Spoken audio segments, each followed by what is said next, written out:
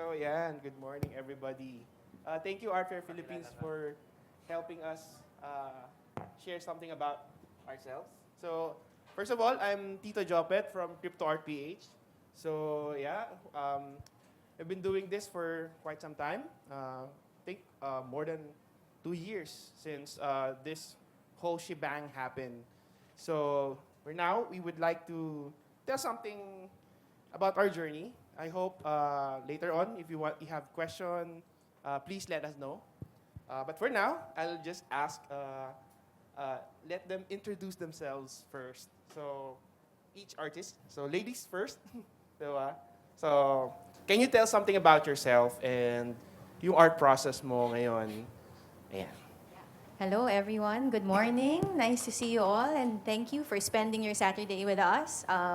So I'm Sheila, and I'm a collage artist. And I got into NFTs during the pandemic, and I think everybody had that same experience wherein parang the world kind of flattened, and at that point, actually, if I may share, parang my humble beginnings as a hobbyist, I would make collage as a form of like self-expression. It was an excess of my emotions. And so it became an art practice. And during the pandemic, it was the time wherein I was encouraged to digitize my artworks. So I make mixed media collages using old makeup and ink. And then I would upload them on the blockchain. So I thought it was fairly easy. It's like, okay, it's like scan it, take a picture, and then put it up and then sell it, right? But then what I found was like, Alice in Wonderland. It was like a hole that you get into, and you're like, oh my gosh, it was more than just sharing your art. It was like creating a story, finding like communities, and everybody engaging in Twitter. And it's like, oh, from Instagram that was super hyper visual to Twitter that became like very linguistic. All of a sudden you should express yourself or express what your art is in this short amount of but then what was so encouraging during that time was that because the world flattened, I was able to listen to different kinds of artists from all over the world and realize how sobrang Western my point of view of art.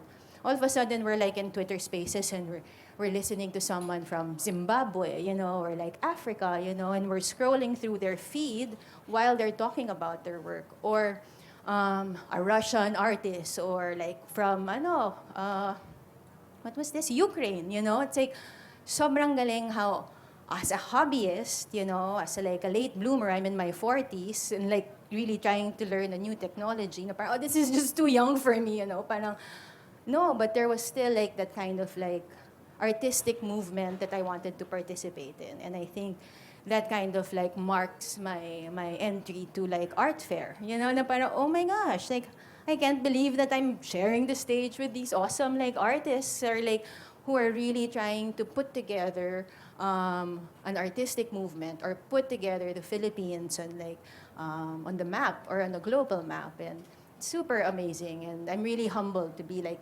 being able to share my story here. So if you would like to see also, so you have an insight, you can visit Galleria Paloma, and then 3 of my works are exhibited there. So they're mixed media collages, and those are the ones that I've digitized and then used in my NFT journey. So from like a what do you call that? Like the profile picture that you use, that kind of like identity that you use, and then there. So other submissions. So there. Thank you for listening. Wow. And then, Andre? Hi, um, my name is Andre Baldovino. I'm a painter. Most of my paintings are abstract paintings, and I started my NFT journey with Scarlet Box. With Scarlet Box, we had a project where I collaborated with my grand uncle.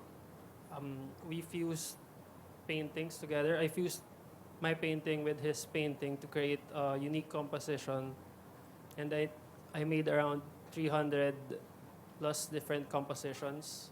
So I like the part about how digital art makes collaboration possible, even with existing images. And I'm also fascinated with animation and the possibilities of movement that are possible. I mean, possible with digital creations, because paintings are static.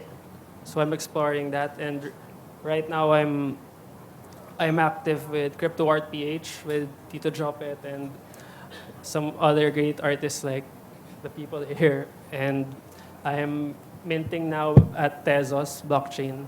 So there. And you, Bjorn? Hello, good morning everyone. My name is Bjorn Calleja. I'm a visual artist. Um, so I'm a painter mostly. I started my NFT journey during the pandemic. Like, I think like most of us, kasi during that time, parang wala masyadong physical exhibitions and parang ang daming energy na parang mag-create and walang avenues for putting out work. So, pero before that, I was doing my animations. Actually, parang trip-trip lang na I didn't really have anything in mind kung saan ko siya gagamitin. So I was just very interested to see the characters move in my painting. So, bakit hindi ko kaya i-animate tong mga characters na to? Tapos parang, it was just to parang give life to the creation. So, ayan, I started making the animations mga 2019, and then I came up with a number then of a collection of animations na wala naman talaga akong paggagamitan. And then a friend of mine who introduced me to cryptocurrencies nung 2016, 2017, parang sabi niya, "Oy, bakit hindi ka mag-NFT?" So, sabi ko, ayoko kasi narinig ko Ethereum is not energy efficient and it's bad for the environment. So, sabi niya, hindi, meron ng Tezos. So sabi ko, ano yung Tezos? Sabi niya parang, oh, it's clean NFTs. So, wala namang mawawala. So, I tried minting my work. And then, sa akala ko ganun lang. We started as, parang we wanted to make a community ng Filipino artists na nag-exhibit. And then, we wanted to promote it dun sa Web3 space. But eventually, yung mga pioneers, they guided us na parang, oh, we're gonna have problems with that, na sabi nung isang artist na, oh, you should create your own account and do this. And so doon na nag-start yung journey ko. I created my wallet, and then parang they gave me a small fund to start my journey. Tapos, I started minting my work, and then unti-unti, there was a community that was being built around the art, and people were retweeting my work and promoting my work. And ayun, hanggang sa na-develop yung community around the art. So parang I learned a lot kasi before I was just on Instagram. Yung Twitter ko para sa rants lang sa PLDT. So ayun, nung nag-start ako mag-Twitter, binura ko lahat ng laman. Tapos I'm not really parang very vocal, very wordy na person. So Instagram lang talaga. And sabi ko parang, hindi naman ako kilala ng mga tao dito. Why not try to be a better version of myself online? So ayun, medyo kumapal yung mukha ko. Tapos, parang I met a lot of people, yung mga artists na ina-idolize ko when I was younger. I met them in the space. They were very supportive. And then, naging part sila ng community ko. And yun, parang doon na nagsimula yung journey hanggang sa umabot sa I met the Tezos people. They've been very supportive. Then, I had one of my works collected by the Tezos Foundation. Tapos they invited me to participate sa Hong Kong Art Basel at saka sa C-Focus this year. Meron na rin maraming opportunities na binigay. Parang yung I've had shows sa NFT NYC, saka Tezos Montreal. So, a lot of opportunities were given. So, parang kahit hindi ako nakakabenta ngayon ng NFT, masaya ako kasi parang ang daming opportunities na binibigay just to show the art. Parang it's a bigger audience, it's a more energetic, more exciting na art scene na hindi nakikita ng mga tao na wala doon sa space. So yun lang yung kwento. So, yeah, we've heard Twitter a lot of times. So, anybody here, tawag doon, familiar sa Twitter? I mean, alam naman natin yung context nung Twitter, di ba? Na doon sa Twitter, it became a haven for us. It's a weird thing eh. Kasi Twitter for me, nung una, akala ko lugar lang for people to rant. Katulad ng sinasabi ni Bjorn, pag galit ka sa PLDT, sa Globe, kung kaninong gusto mong marinig agad yung voice mo, dun mo gagawin. But somehow, yung Twitter crypto art scene is really different. It's where we share our lives. Nagkaroon ng Twitter spaces kung saan parang ganito. We became accustomed on talking and listening to one another, letting each other speak. So I hope if you have a chance, you download Twitter for hindi ako paid ng Twitter, pero if you have a chance, doon nyo kami mas makikilala, doon nyo mas makikita yung context na ginagawa namin. And we've been really be connected sa mga Filipinos abroad. And of course, dito rin yung mga Filipinos na nasa regions na imposible naman makonect sa amin. So, sorry. Sa Twitter, Discord, we have here artists from Davao, diba? Na impossible in my lifetime na makonect sa kanila. Na mga lumad, even indigenous people na gumagamit ng Twitter. So, it's possible yung connections na nabibuild. And of course, sinabi kanina ni Sheila yung community, 'di ba? So paano nakatulong yung community sa inyo dito sa journey nyo? Well, yung sa akin, malaking tulong. Kasi I started with like one friend, nandun sa Twitter. So that's the reality. Like parang when you get into the space, it's like, okay, you're gonna start with like one friend that encouraged you to join, right? So for me, it was Sevi, who was a kid with autism, who also started minting his work that encouraged me. I'm like, okay. And then from that, like I saw how communities were formed. And then like Jopet, I like Jopet and Bjorn. Sorry, I got like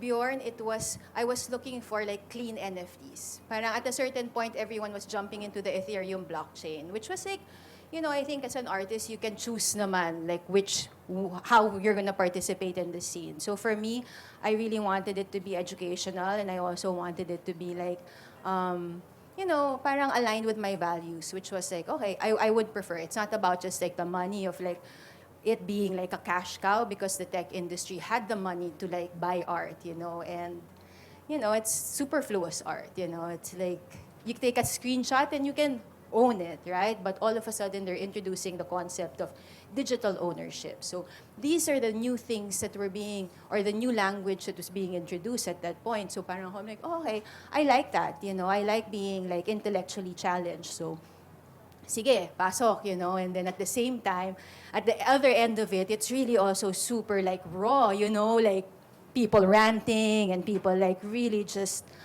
they called it like the wild, wild west, everything was up for grabs. That's why it was like a gold mine, right? But it's trying to find like which gold mine. And that's where community play a huge part. And I was so lucky that there was like Hiket Nunk at that time. So it was Tezos, but it was called Hiket Nunk. And those were like the few 3 pieces that I uploaded on the blockchain. So it was aligned with my morals, with my values. And I thought like, okay, it was the right kind of risk that I was ready to do. Parang I wasn't ready to spend like 10,000 for Ethereum, which is something that I didn't understand. But others, they did understand. But for me, it was a way in. And that way in was like creating funds for people to use, or like trying to participate in the blockchain, or like meeting other artists who are also interested in that, and infusing like technology into their art practice. So there, that's community for me. That's how it really helped. Andre? Yes, I have a question. So for me, community helped me learn the technology because the technology is overwhelming, and compared to the regular art scene where you paint, you make an art object, and then the gallery does the marketing, or the gallery connects the work to the future collector. In the NFT scene, you have to do all the work, so you also have to do the marketing. And with a community that will help you retweet or share your work, it becomes much easier. And learning the complicated aspects of the programs like rendering, animation, and all those other stuff. With Crypto Art PH, the community Tito Jopet founded, there were a lot of experts who guided us and even helped us mint our works too. So there. Thank you. I think for me, yun nga, like Sheila, when I started, it was only one friend. So, um, yung community was very crucial for me to stay. Sabi nga nila, may saying dun sa space dati na parang, um, we came in for the NFTs but stayed for the community. Diba? Parang, because when we started, yung Hiket Nong kasi was the first Tezos, first clean NFT marketplace na built on the Tezos blockchain. Tapos parang when we started, nandun ako sa mga early stages ng Hiketnok, mga second month nung platform pumasok. And medyo na abutan ko yung early history nung platform.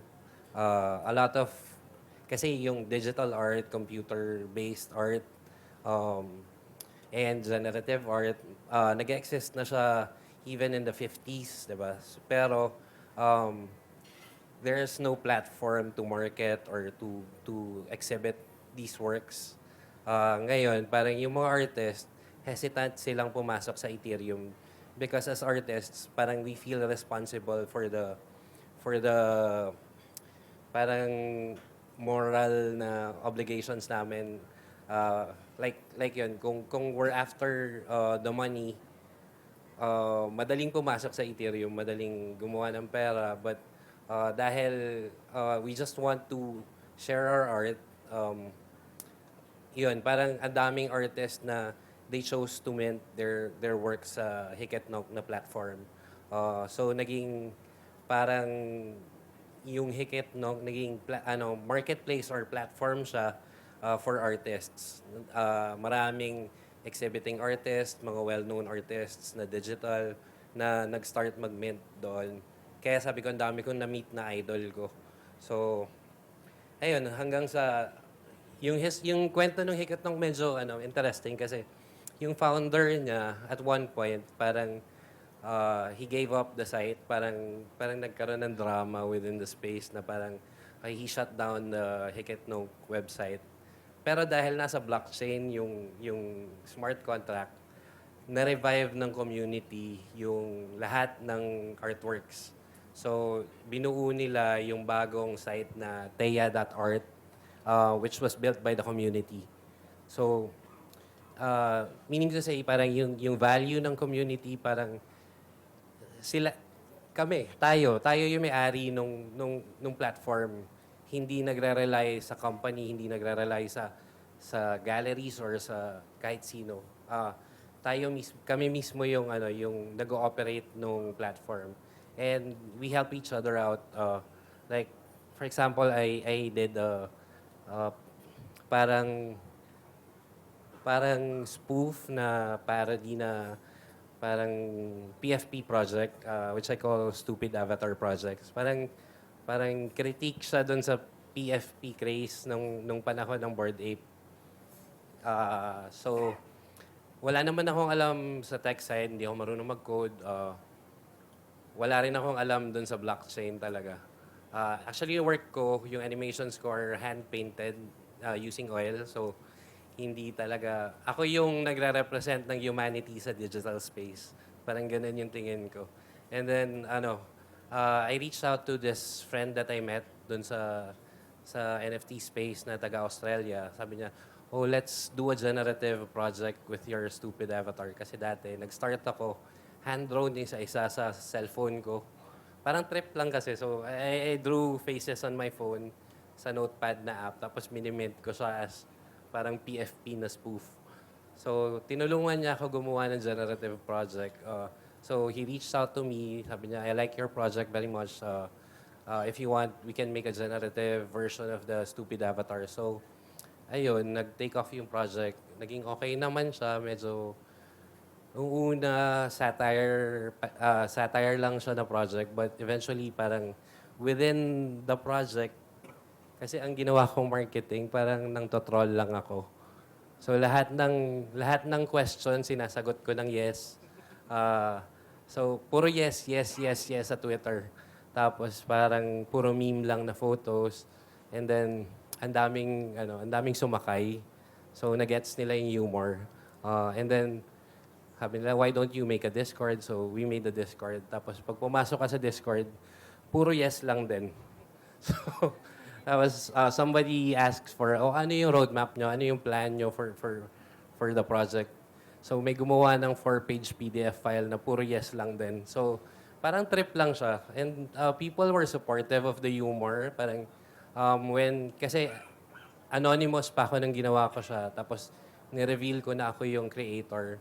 Parang they were thanking me na this has been parang social media therapy para sa kanila na it feels good to be stupid once in a while na gano'n. So yun, parang ang laking bagay sa akin ng community kaya rin ako nagstay.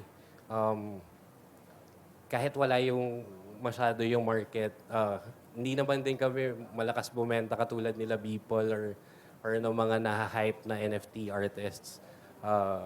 Nagsistay kami kasi parang, ayun, nahanap ko yung Crypto Art PH na meron palang mga Pinoy dito sa space. Tapos, nagtutulungan kami. Like ngayon, tinutulungan namin yung mga Filipino artists abroad na mapakita yung ginagawa nila. O kung paano sila nag-excel outside the Philippines. Like, for example, yan, yung binigay na opportunity ng art fair sa amin na i-curate yung show ni Sky Nicolas at ni Mark Indusil for the digital feature ng art fair. Ayun, parang because of the community, nagkaroon ng platform para doon na ma-present namin yung mga artist na nagcha-champion ng digital art dito sa Pilipinas. Kasi sayang naman, ang galing nila tapos parang acknowledge sila sa labas ng Pilipinas tapos dito, hindi natin sila kilala. So yun, parang maraming opportunities na binibigay yung community para sa lahat. Yes. So, ayun. Ito yung masaya sa nangyari sa Tezos and everything. Yung Hiketnak na website, which means here and now, di ba? Imagine kung one day yung Instagram, Facebook, biglang ma-wipe out sila. Anong gagawin nyo dun sa data nyo? Di ba wala na rin yun? What happened? Actually, yun nga, yung sinabi kanina ni Bjorn, yung sa Hiketnak. Somehow, the community rescued. And, of course, nandito na proof yung reality ng digital ownership. You really own what you have. You can sell it on other marketplaces. You can do whatever you want with it. You can merge it. You can, of course, sell it. Parang na lang afterthought na lang sa amin yung pagbenta. Kasi more na nang ginagawa namin dito is really experiencing what the technology have as a community. Diba? Parang palagi yung maririnig sa amin yung community. But somehow yun yung reality eh. It helped us ma-survive yung market condition, yung mga scams. Of course, Sino dito yung mga artist na may mga nag-send sa inyo sa Instagram na, uy, bibiling ko yung NFT nyo worth $5,000. I-mint nyo lang to sa ganyang website. 'Di ba? Ito yung nangyari sa amin. Pwede naming ma-warningan yung mga tao na, uy, that's a scam. Delikado yan. You can get, yun nga, can mess up your digital life with that. Ang daming mga artist din na frustrate because nag-click sila ng link out of nowhere. Akala nila kikita sila doon. So that's how really important community is sa amin. And of course, hopefully, we're inviting you to try it out if you want it, di ba? The community is there. Hindi lang kami yung pwede nyo kausapin, di ba? Marami available na tao na ready, di ba? 24/7 yan. May magre-reply at magre-reply sa inyo yan. So, follow nyo lang po yung Crypto Art PH sa Twitter and Instagram. So, ayun. Next question.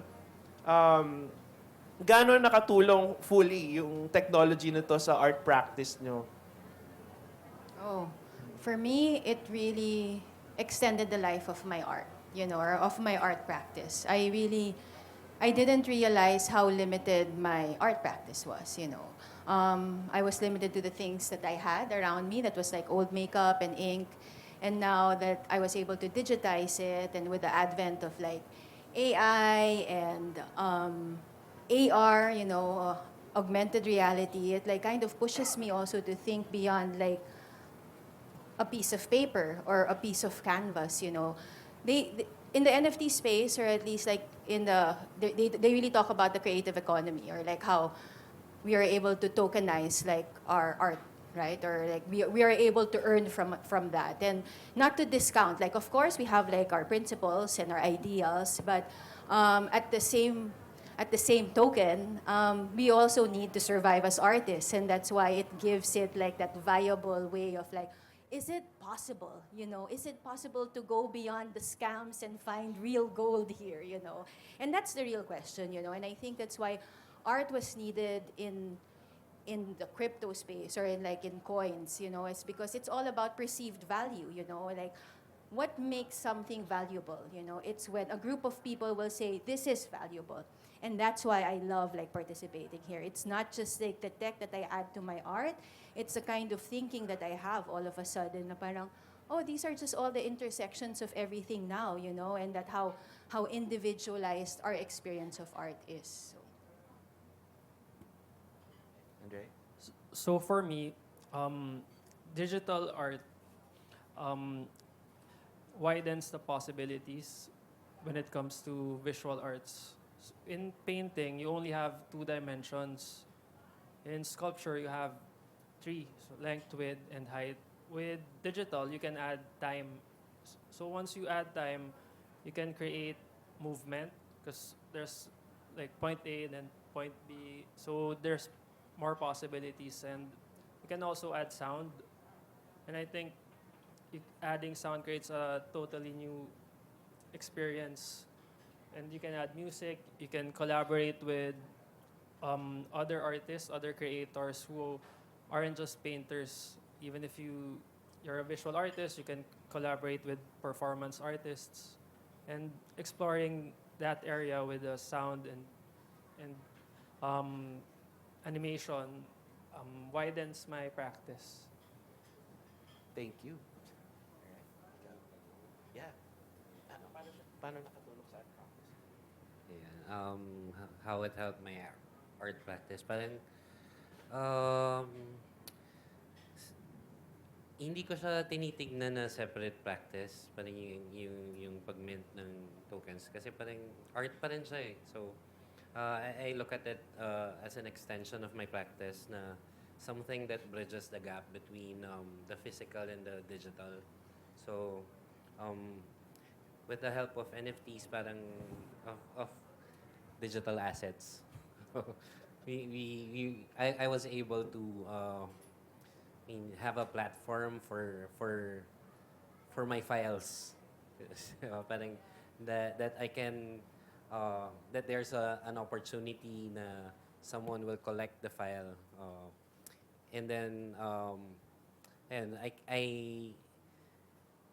I was given parang challenges then by the tech na parang there's more to learn, there's more room for growth dun sa art practice. Kaya parang uh, kahit hindi ako tech native or tech articulate, parang I was able to to learn and grow my practice more, parang from just painting, parang and animating the paintings.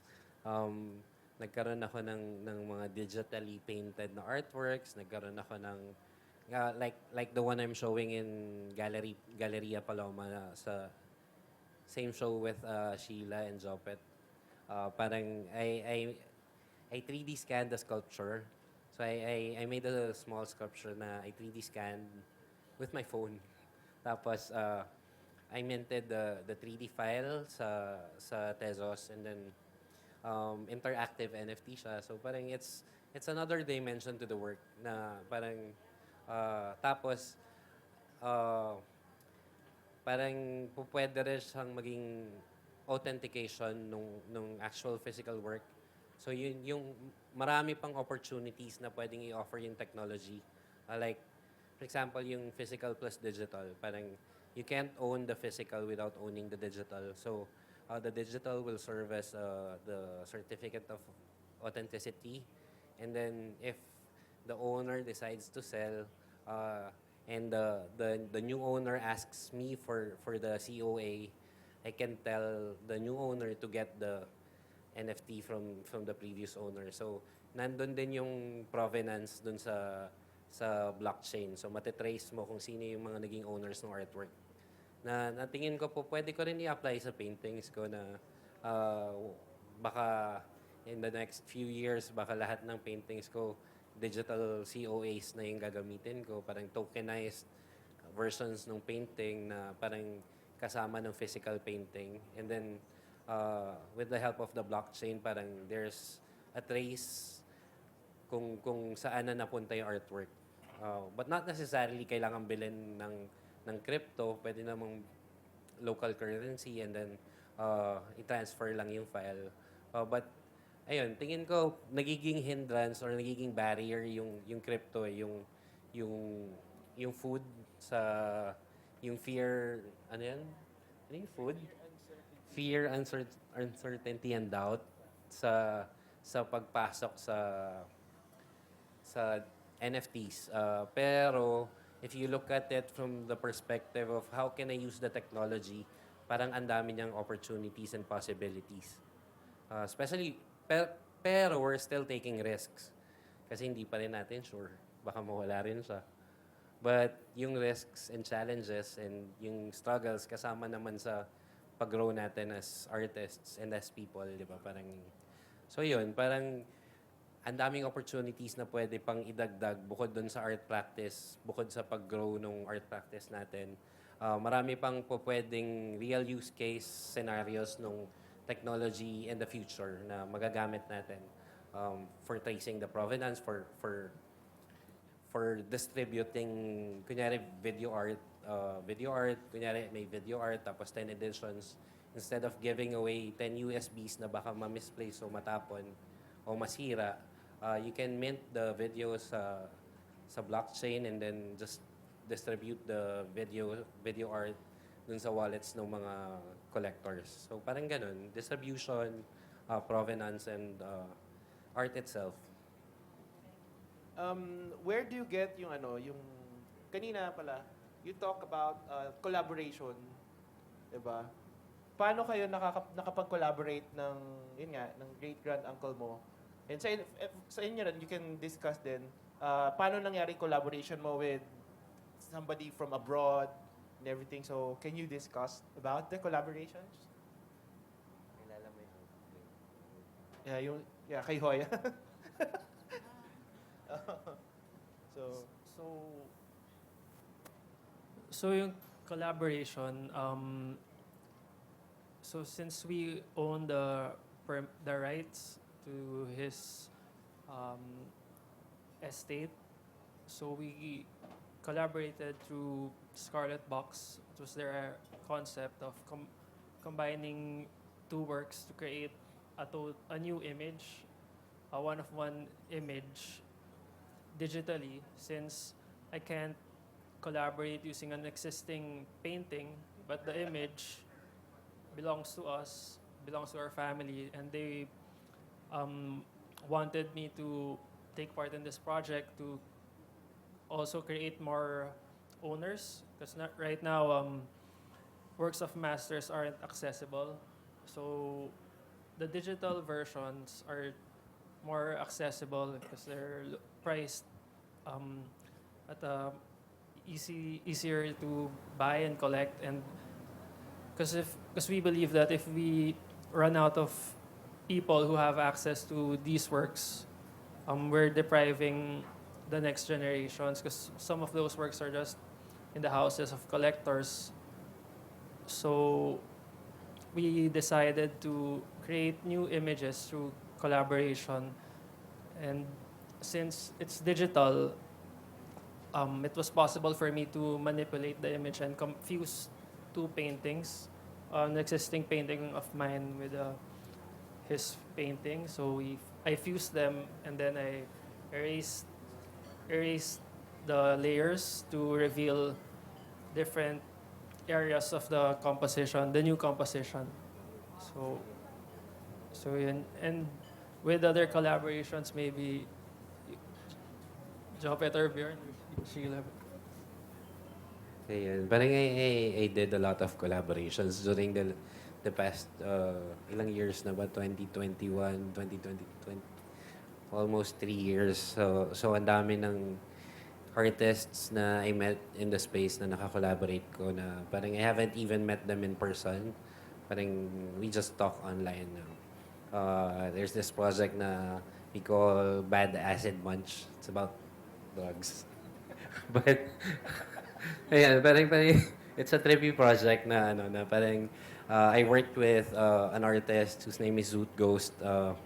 So he asked if I can draw faces, and then he animated the shapes, the walking shapes, and then just a couple of weeks ago, parang he messaged me na parang I'm doing a short video project with with the Bad Acid Bunch, and I'm gonna try to enter it in a short film festival. So yun, mga ganon. Tapos there's also this collaboration with Filipino na cyberpunk photographer si Lucius Felimus, who's also minting his photos in Tezos. So parang we did an artwork na parang I used his photo as a background for my character na painted. So parang it's merging dalawang magkaibang planes of existence. So yung real world and yung painted world. And then meron ding collaboration with a coder, a creative coder, si Zero G. Dot.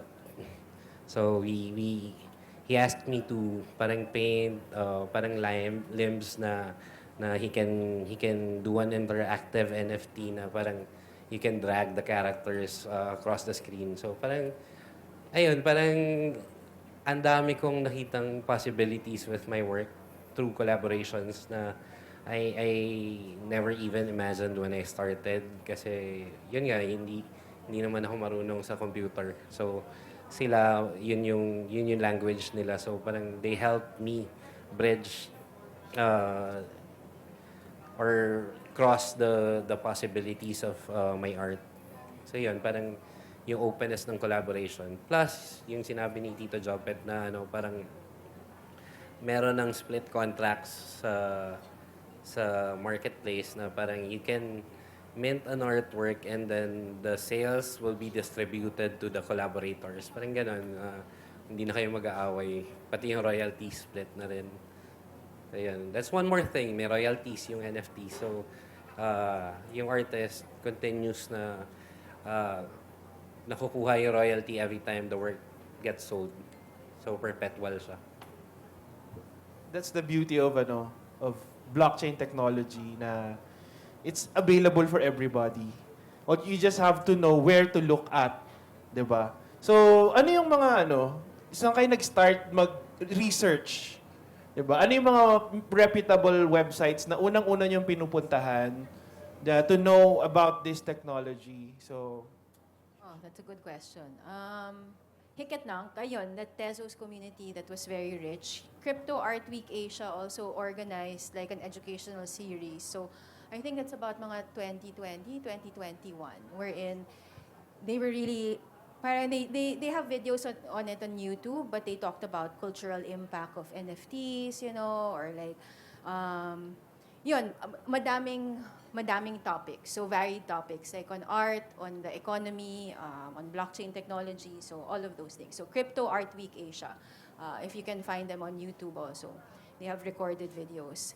I also enjoyed reading from this girl, si Clara. I think, yeah, if maybe like si Bjorn knows Clara, but she's an art curator based in Singapore, and I found her also on Twitter. I think you'll find really like a lot of reputable people that that will fit your interests. I think that's also important. That if it fits your, so you don't get so overwhelmed with the new information. Find someone that fits your interests. So like with me, Clara was very research driven, and she really tried to articulate like the cultural nuances that came about because of the rise of digital arts and blockchain technology. So yun, Clara. But yeah, please, Bjorn, if you wanna like explore, see Clara. Research, YouTube University, and Discord, Facebook groups too, NFTPH, and Bitpinas. Ayun, shout out. Ako mukha lang ako hindi nagre-research, pero kahit pa paano meron naman. So, nung nag-start ako, parang yun nga, dahil sa environmental issues ng Ethereum, parang I was very curious kung totoo nga bang energy efficient tong Tezos. So, hindi ko na tanda yung mga website, but I read a lot of articles about it na parang sabi nila yung Ethereum dati parang it would cost you a few years of household consumption just to do one transaction, and versus Tezos na one transaction is equivalent to one tweet. So parang yung mga ganong research lang na just to make sure na parang malinis yung konsensya ko. I can sleep well at night, yeah. So parang ganun lang. Yun lang naman yung research ko na kasi parang hindi naman ako natakot na mag-mint ng art. Parang hindi naman din ako. Okay lang kasi if I fail, sanay naman ako mag-fail sa art ko. So I'll just get up and try to do better, di ba? Parang wala namang risk talaga basta buhay, di ba? so yun, di ba? At nung boom nung industry kasi recently, sobrang daming information na available online. Kaya you need to really pick reputable sites. Kahit mag-Google ka sometimes sa Google may mga ad websites doon na pag clinic mo may laman na malware. So you really need to really be careful with what you click online. So ayun. Sa tingin nyo, ano pa yung mga opportunities na available for other industries aside from artists? Ayun, meron akong na-meet sa Singapore na parang she works for a company, tapos they're based in Thailand, tapos parang they onboarded BMW for the membership.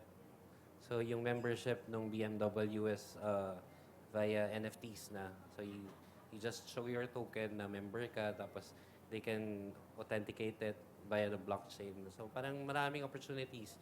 Ticketing, yun, COA, like I said, na parang labas na yun sa pag-mint ng artwork, meron kang certificate of authenticity.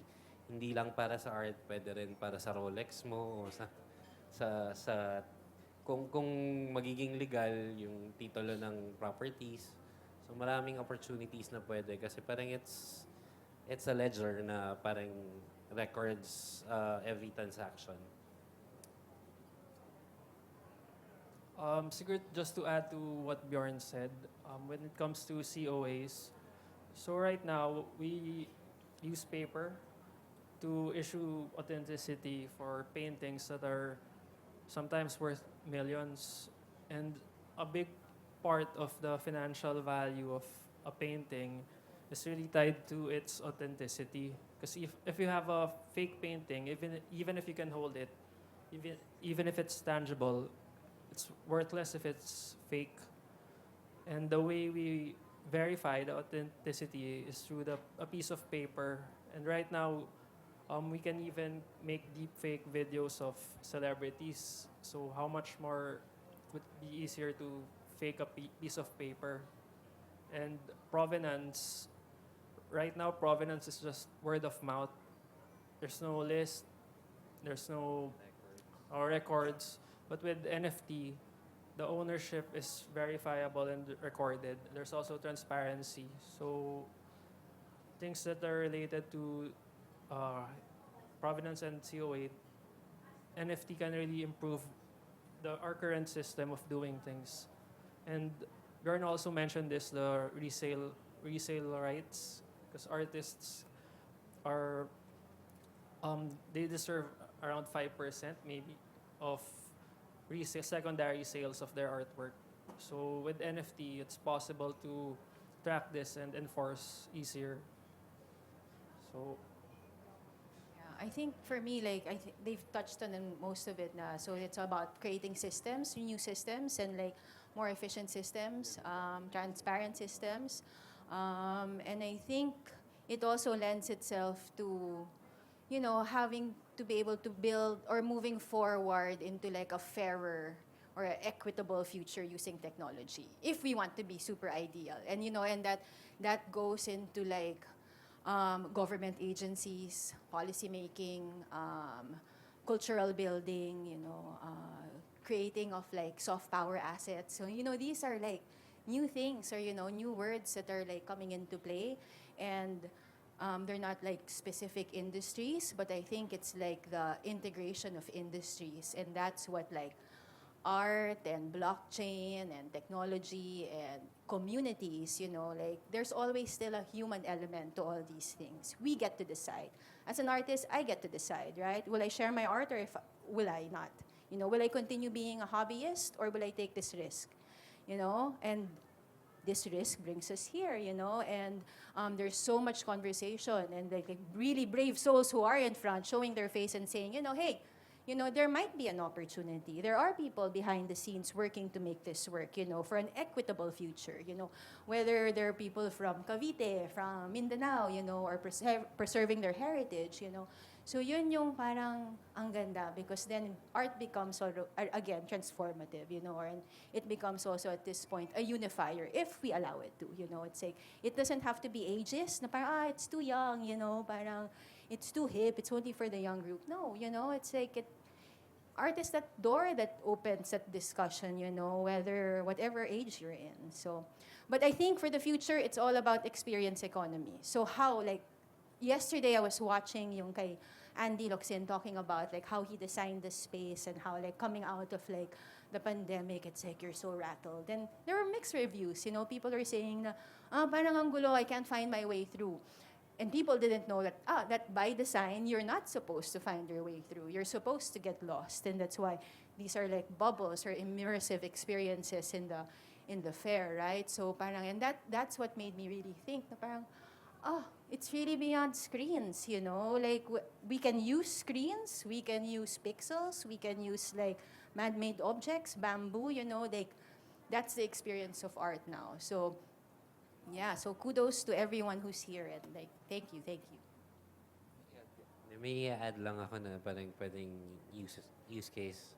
Meron isang group of artists sa Tezos na parang they're doing a weekly publication of Tezos artists. Ang pangalan nila The Tickle. So yung NFTs pwede rin siyang for publication. So they feature a group of artists every week. Tapos they publish a e-magazine and then they sell it via NFTs. Tapos ayun, ako nag-try din ako. Gumawa ako ng catalog ng works ko from 2016 until present. And then I minted it as a book. pero hindi siya for sale. Isa lang siya. So I can share the link to whoever wants to see the catalog. Parang naka-archive na siya sa blockchain. So hindi ko naman siya kailangan pagkaperahan, pero it's one way of storing the file or saving the file and sharing it. It's amazing. Kanina, sabi ni Sheila yung yung culture, 'di ba? We've seen Tezos is really a unique ecosystem na kung saan maraming mga cultural workers dito. Imagine that, kung saan sa ibang mga blockchain or sa context ng whole technology, laging pinag-uusapan yung speculative aspect nito. Whereas sa Tezos, may makikita kayo na spoken word artist, Filipino artist, speaking their truth, their culture, their life. And you'll see it uniquely dito sa space na to. So, ano yung mga experiences niyo with them? Can you share a bit yung experiences niyo with the Titik Poetry? And Me. Yeah, They're yeah. one of my favorites actually. Parang dun ko na-realize na this is beyond art. This is like, oh, this is a cultural, this is a way of preserving our culture. And yun nga, parang before NFTs, I was very limited to like what's on the news, or like kung ano yung tinuro dun sa araling panlipunan. So ngayon, parang like I'm in my 40s. All of a sudden, I'm listening to like spoken word, like poetry, tapos pure Filipino na nakakakilig na naririnig ko siya ulit, nabuhay siya, that there are more people that have access to it. Because it's not like within our country, it's also shown all over the world. And that's one person or one collective, right? So imagine if the Philippines can get organized and have this, like what Bjorn was saying, like, oh, sobrang sikat ni Mark and Dussel all over the world in the art scene. Pero hindi natin sila kilala. And that's always like a classic Filipino challenge, right? Yung parang kailangan nilang umalis ng malayo bago silang ma-recognize here. But maybe that's also that kind of like authentic voice that comes out. And I think that I've seen in Filipino NFTs. Kasi we're so cultural, we're so like, we're groups, we're like, oh, let's start a gallery, let's start an art collective, All of a sudden, you're in the NFT space and you're like, I am alone, like, I need to make friends, I need to speak, I need to tell my story. I need to put a bio. I need to put like a three-letter word that will say, three-letter sentence, three-word sentence that can explain who I am, So all these things. So from identity crafting to community building. And now, parang that's the journey of an artist. So now it's not enough that you can just make art. It's like, how do you make money out of that art, right? Like, how do I actually sustain that kind of life? Which, like I've seen everyone like really work hard towards, That's why it's the mix of like physical and digital, because there's digital ownership, there's also like traditional investment. So it's all these things that I find fascinating now, like as an artist, that I also kind of like wrestle with, is the artist dead? It's like, are we all now like creative entrepreneurs trying to make a living? Or is art really like something that we're supposed to consume, Or is it something that we can all make, And these are like the great things that I love about like hanging out with like here and then artists like them. So. Titik. So my experience with Titik Poetries, sila Verlin, I was able to collect some of his works for maybe one Tezos. So that was around 100 pesos. So their works, most of their works are videos or recordings of their poetry. And I think they're also redefining what it means to collect. Because before, ownership, it has to do with holding the object and having it in your possession. And right now with the blockchain, ownership can be verified through the ledger. So even if what's the difference is you can't hold it, but everyone can check that you're the owner. So with that, it becomes possible to collect and own different kinds of files like the performances of Titik Poetry. And by collecting them, I was able to support and also express myself and make a scrapbook of pieces of art that I like and that I enjoyed.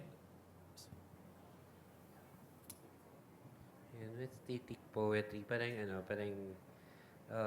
na-introduce ako. Kasi di ba parang art is composed of different villages. Di ba parang um, it's one of the villages na hindi ko pa natatap, yung spoken word poetry. Kasi mas painter ako, mas visual. So, when I met them na, uy, pwede pala. And then, ang galing na parang, oh, they're making uh, they're making their art profitable through NFTs. So parang ako naging fan ako nila, nagko-collect din ako ng work nila. And then ni-recommend ko sila. They were featured by yung sinabi ko kaninang publishing.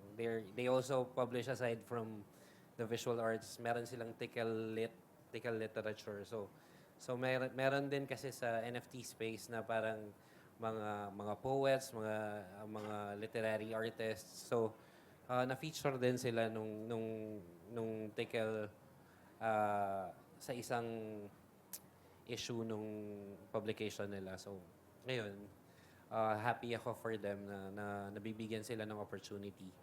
Kasi parang isa sa pinakamahirap na form ng art, yung literature and especially spoken word na maging profitable para ma-sustain. So, with the help of the NFTs, nakahanap sila ng way para kahit papaano makatulong sa practice nila. Diba? It's amazing na we're going to open the question. You can ask us question. But before that, I would like to share yung experience with them. Before crypto art, before NFTs, they were doing performances kahit sa bus. Wala silang pamasahe from point A to point B, magpe-perform sila sa bus. Imagine that. Akala ng mga tao manghihingi sila ng abuloy or whatever, but they're performing. 'Di ba? So, ito yung mga opportunities na binubuksan ng technology. Even kahit kami hindi impossible in our lifetime na magkakakilala kami kasi magkakaiba kami ng network. 'Di ba? And with this technology, we were able to speak now, share our lives, our stories, and yeah, we get to experience it with you and celebrate this with you. So with that, sige, we can open questions. Diba? Pag may question kayo, kanina may nagtaas ng kamay. Yes, kuya. Pwedeng pakabigyan po ng ano. Ayan, salamat. Hi, good morning to everyone. Morning. First of all, I need to acknowledge that I am completely ignorant of what you are saying. So I just came in and I heard that there is a workshop. I said, let's try it out. So I am an old-fashioned artist. I'm physical art. So the question will be how an old-fashioned artist doing physical artworks can join this kind of activities. So as I mentioned a while ago, I have no idea what you are talking about. So you talk about literature, you talk about, I don't know, maybe music or this kind of arts. But I am a potter. So I do mugs, vases, jars. So how people like me can join your group? Ayun. One of the best things that can happen, that is happening now, is that our phones can scan 3D objects with LiDAR sensor. Of course, sa mga bagong phones lang to. So, yung mga late phones ngayon, they can 3D scan. And this is available for everybody now. Na kung may friend kayo na may bagong phone, they can scan your work, record it in the blockchain. Katulad po the way Bjorn did with this sculpture. He's 3D scanned it and then minted it on the blockchain. And there are other technologies that can be used. For example, an NFC.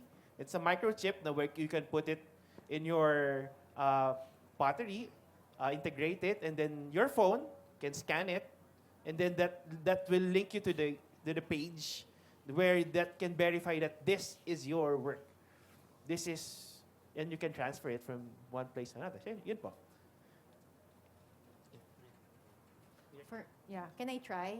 It's really hard, your question, because I can see the point. Like, for me, I have a question for you. Do you see the need to apply technology in your art practice, knowing that you make physical objects? Yes, How so? while technology is something that creates the concept of universality. So it's not my work anymore. It belongs to the universe. It belongs to the community. It belongs to everyone. And how can I make it possible with my own words? How can I share my words into that dimension? So the answer is yes. Yes, okay, fantastic. Then I think there is a way in. There is a way in by finding the communities. First is join Twitter and have a digital wallet. And be ready to take pictures of unique, like pottery. And then you'll have to jump in the rabbit hole and kind of like find your way in. But like I'm here, we can talk after, Jopet is also like a force in the NFT scene, and as is Bjorn, the first step is really like trying to talk about it and to learn, and that's Twitter and finding a wallet and being able to digitize things. Thank you so Yeah. much. So I would just like to add documentation or can be minted. So some artists, like installation artists or artists who work with ephemeral materials, those works can't be collected in a can be collected through NFT. So if we can create ownership by minting it, we can sell those documentation as NFT and create a more sustainable practice and earn from our craft so we can continue producing more installation art. And you can also make the editions similar to printmaking higher. So you can make a high edition NFT, which will democratize the price of the work. So even if you make one installation art and then document it, make it maybe 100 edition, you can sell each edition at a lower price. So you can get a lot of owners and or holders and create a lot more works in the future. I think yung documentation parang I saw Filipino artist from Cebu, si Cologne. He minted documentation of his exhibition and sold it sa Tezos. Also performance pwede, di ba? I collected 2 frames of Marina Abramovic's performance, yung The Hero. So, yeah, they minted the entire performance and sold it by frame during Art Basel. So, I was able to collect 2. So, yun, parang there's a lot of opportunities. And given where we are right now, technology-wise, I think madali na for us. It's easier for us to transfer the physical files to the physical objects to a more digital friendly na application. So yeah, that's why we're here. If you have more questions, please ask. Yan, hello. Hi, good morning. morning. First of all, I would like to take this opportunity to appreciate the talks of the speakers. The question is, how do you go about predicting whether an NFT will gain value or not? And then the follow-up question is, what is the advantage of NFT over pre-existing digital licensing platform like Adobe Stocks, Shutterstocks, or DeviantArt? It's amazing. Yung Adobe, they integrated NFTs with, you can connect your MetaMask wallet to Behance, and then you can display your works there. So for licensing, yan sila, they are centralized. So if one day Adobe shuts down, everything na nilicense nyo is gone. While another layer lang siya yun. This is a decentralized platform, decentralized ecosystem where you can, katulad nung nangyari, nawala yung Hiketnock kanina, nung late 2021. But the community still have, or then us, yung mga na-mint namin dun sa website na yon, nadala namin sa ibang platform. That's the beauty of it. So, yun. And ano pa ba yung next? Yung value?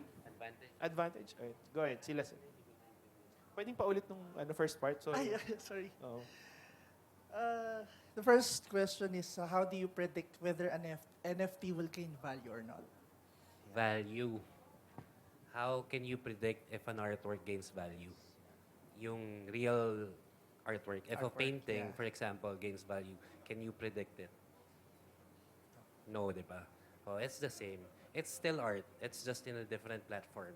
So, it's a matter of believing in the artist and supporting the artwork, di ba?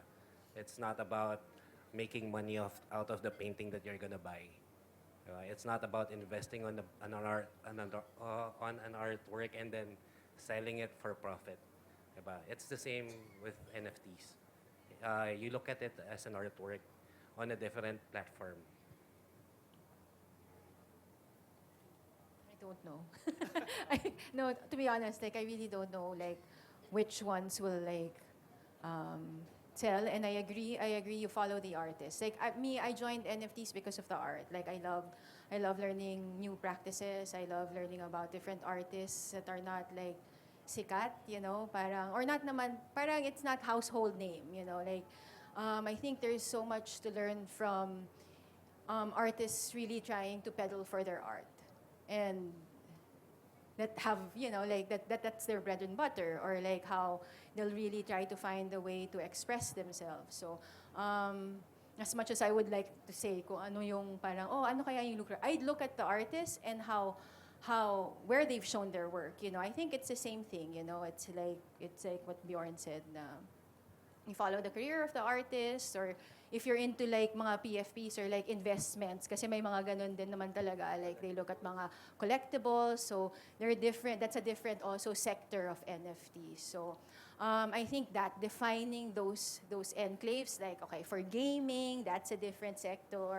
For fine art, like someone who's from traditional art, like getting into blockchain, so creating new systems in their art. So that's another like enclave. So I think the way to view it is like what is profitable for you, or what do you think has value for you, and what are you willing to take the risk, and how far will you take that risk to see if that will be something more of value. So there. Thank you. I think I can answer your question, but based on my definition of value, not maybe financial or what other definition of value you meant. Because for me, what's valuable is objects that are historical or add cultural value, historical value. And if you want to see if something is going to be historically valuable, maybe you can follow the artist.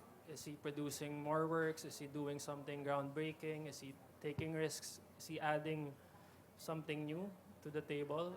And I think as the career of the artist grows, his works become more valuable. Value is very subjective, diba? Thank you. Thank you for your question. Yun nga. Not financial advice, of course. Lagi namin sinasabi yun. Na nandito hindi kami for speculative assets. We're on the fine art field. So, as much as possible, we wanted to promote culture, preserve it in the blockchain, and for the future generations to experience this. So, ito po yung best possible sa ngayon layer of protecting that, 'di ba? And hopefully, 'di ba, one day wala sana magkagera or whatever, 'di ba? Something catastrophic, 'di ba? So, mawala internet, 'di ba? As long as there's internet, as long as we're connected, 'di ba? It's there. It's an added value. And yun, I've been to DeviantArt early days niya. Na-preserve niya yung mga photos ko, yung mga cringy photos ko, 'di ba? Imagine that, yung mga emotions ko during those times na preserve niya. How much more we have this technology na decentralized, 'di ba? Na anybody can verify that it's yours. It's the author's work. So, yun po. So, any more questions?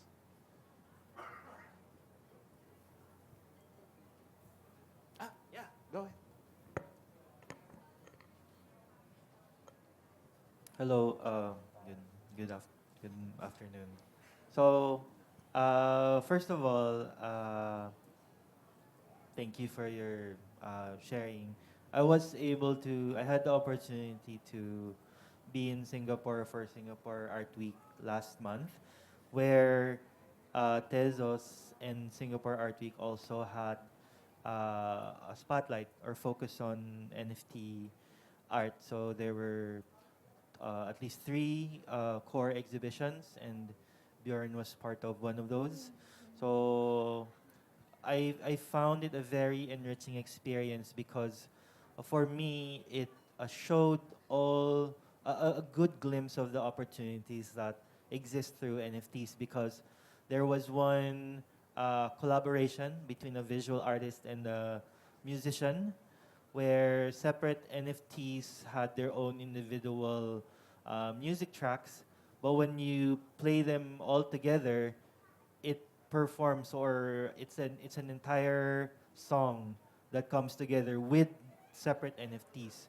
And then there was another NFT where it's a novel by a writer minted her novel. So you can imagine how at any point somebody wants to buy her book, they can buy it online. She doesn't have to be uh, published by. She doesn't have to go through gatekeepers and stuff like that. And many years from now, as long as the conditions exist, the book will still be available. So my question is that the trajectory is that minting and all these things will become more and more accessible. Because like at the beginning, if you wanted to go into minting your works, you had to have a lot of funding, right? That's why there were organizations that extended assistance and grants. But nowadays, it's a bit more easier. So uh, it's like how does how does the community go about its safeguards against the possibility of people minting things that are offensive or abusive content, and basically things that are harmful, because essentially like has been established, as long as the parameters exist, these things will be available forever. Even if it's taken down, somebody can dig it up, right? So as the moment that somebody mints something that is harmful or potentially bad, it will forever be on that on the platform, something like that. So what things do the community do or have to address that kind of future possibility? Parang hindi naman sa yung mga harmful, pero this happened a week ago. Parang somebody stole my entire project, yung stupid avatar. So I minted on Tezos, and then somebody told me na, oy, someone minted your project on Ethereum on OpenSea. So I tweeted about it, and then the community reported it, and then I made a report then, and then after a few days it was taken down. So I think meron din yung mga marketplaces and yung platforms na parang ways that you can report, and then they can verify and check if it's really harmful or offensive or stolen, na they can take it down. Or like for me, what I've seen is like how they use it in Chat GPT, wherein they add that layer of protection already. Like there are universal laws that we kind of follow, the what's offensive and what's not. So I think that would be embedded in like the system or technology. So yeah, because it is super risky, and we see the adverse effects of that. So I think that would be like another layer of protection. This is where the community goes. I mean, katulad nung nangyari kay Bjorn na it's a community protected, it's a community ownership din kasi eh. Na these are our assets. Hindi to pwedeng nakawin ng kahit sino. So vigilant kami. That's why we're always on Twitter, we're always online na to protect yun. Pag suddenly may nagbenta ng painting ni artist, tapos hindi niya minute yun on his own. So we know, suddenly, and yun nga magandang nabe-verify siya sa blockchain. Na alam nila na kung siya yung wallet niya yung gumamit nun. And yung censorship kasi, hindi siya nag-exist sa, sa mga platforms. Kung may mag-report, that's the time lang na napa-flag siya. So that's possibility. Pwede ka rin actually gumawa ng sarili mong website and then you mint it. Pero yun nga, yung traffic ng tao, 'di ba? Hindi rin yun guarantee na laging may nakakakita. So ayun. Well, basically, Web3 is the internet, the third version of the internet. So yung censorship ng internet ngayon, yun din yung censorship ng Web3. So parang it's just an upgrade on the internet na parang ngayon pwedeng mag-produce ng content yung tao and they can sell the content.